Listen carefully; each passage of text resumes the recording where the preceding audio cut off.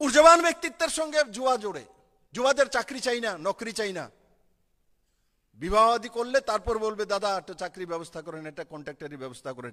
কিন্তু 11-এ পরে ছেলে বলবে আপনাকে চাকরির জন্য, 10তে পরে ছেলে বলবে, 9-এ পরে ছেলে বলবে। তো এই ছেলেগুলি যুব মোর্চার মানসিকতার সঙ্গে কেন জুড়বে? কি কারণে? চাঁদা তোলার জন্য না। ওই ছেলেগুলি, ওই মেয়েরা ওই বয়সে তখনই জুড়বে যখন আপনার মধ্যে আশা, আকাঙ্ক্ষা, ইচ্ছা, ঊর্জা, এই তিনটা যখন আপনার মধ্যে থাকবে। যুবা অবস্থা প্রত্যেকেই স্বামী বিবেকানন্দের মতো চরিত্রবান ব্যক্তিত্ব হতে চায়। যুবা অবস্থায় মানুষ স্বপ্ন দেখে আমি ডাক্তার হব, আমি ইঞ্জিনিয়ার হব, আমি মুখ্যমন্ত্রী হব, আমি প্রধানমন্ত্রী হব। এর আগে কিছু রিপোর্ট সংগ্রহ করার কথা বলা হয়েছিল। আমরা যতটুকু জানলাম তাদের রিপোর্ট, এই পানিসাগর মহকুমার খবর শুনলে আপনারা আটকে উঠবেন। বামফ্রন্ট আমলে 3-4 শতাধিক ছেলে মেয়েরা বিভিন্ন কাজে বহিরাজ্য ছিলেন, পরিযায়ী শ্রমিক হিসাবে।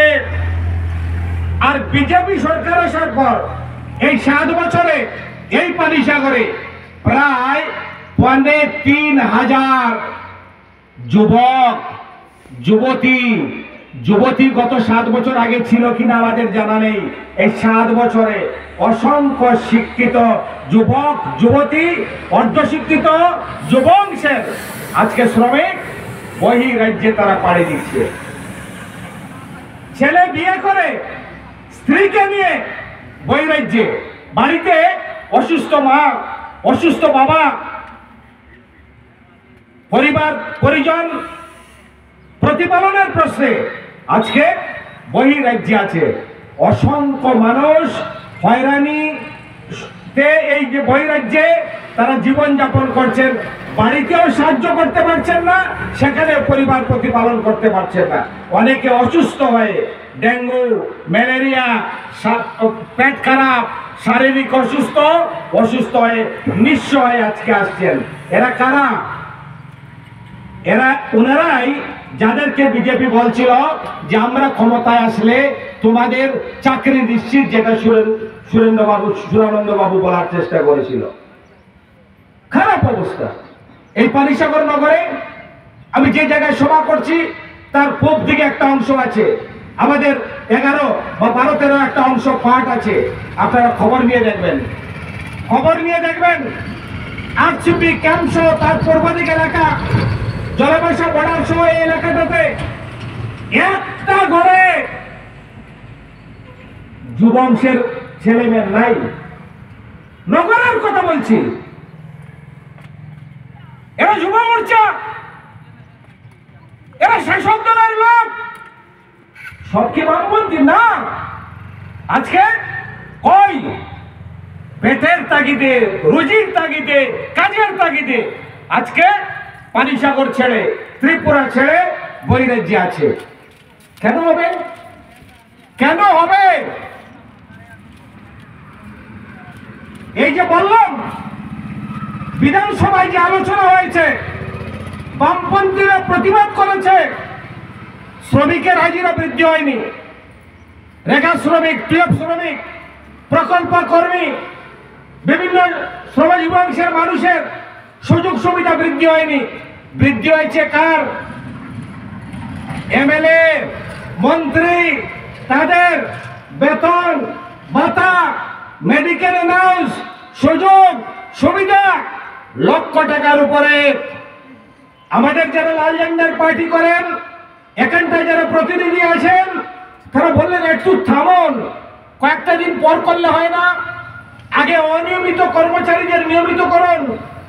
আগে আপনাদের কথা মতো এই যে বন্যা হলো, বন্যায় যারা ক্ষতিগ্রস্ত হলো তাদের আগে রিলিফ দিন, আগে সাহায্য করুন। গ্রাম গঞ্জের রাস্তাঘাট বেহাল, সবকিছুতে ভয়ঙ্কর অবস্থা, এগুলোকে আগে দেখুন। বেতন ভাতা বৃদ্ধি হবে না পরে।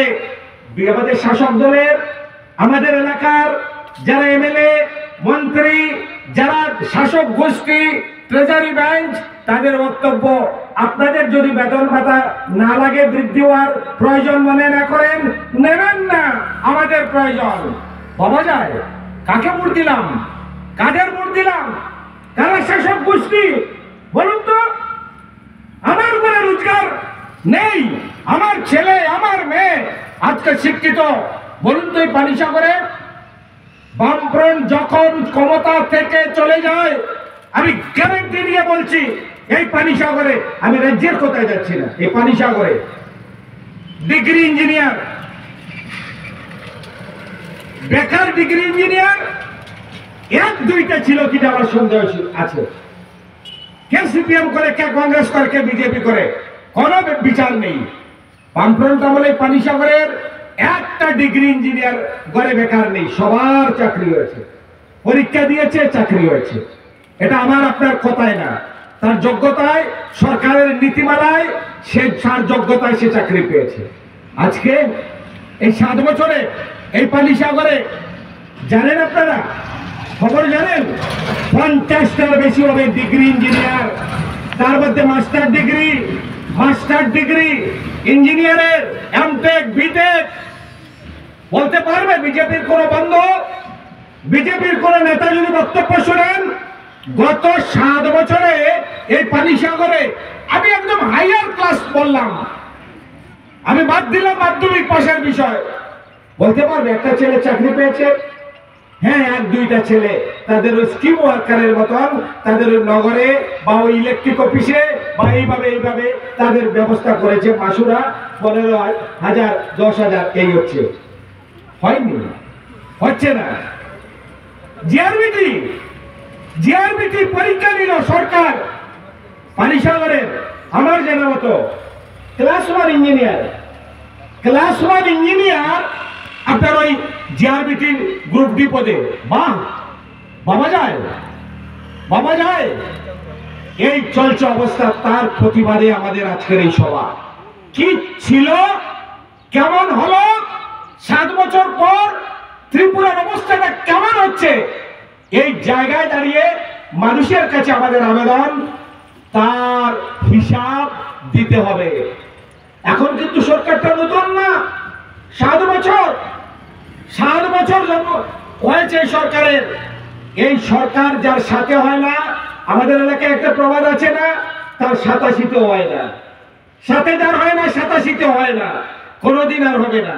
সুতরাং এখন রাস্তায় নেমে, রাস্তায় থেকে এই সরকারের জনবিরোধী সমস্ত কাজের বিরুদ্ধে মানুষকে সংগত করে, এই যে সকল মানুষ বল বুঝে আমাদের থেকে দূরে সরে গিয়েছেন, এদেরকেও আমাদের মিত্র হিসাবে ভেবে তাদেরকেও আমাদের পাশে নিয়ে এই সরকারের বিরুদ্ধে আমাদের লড়াইকে যদি তীব্র করতে না পারে, আগামী দিন আরো বেহাল হবে।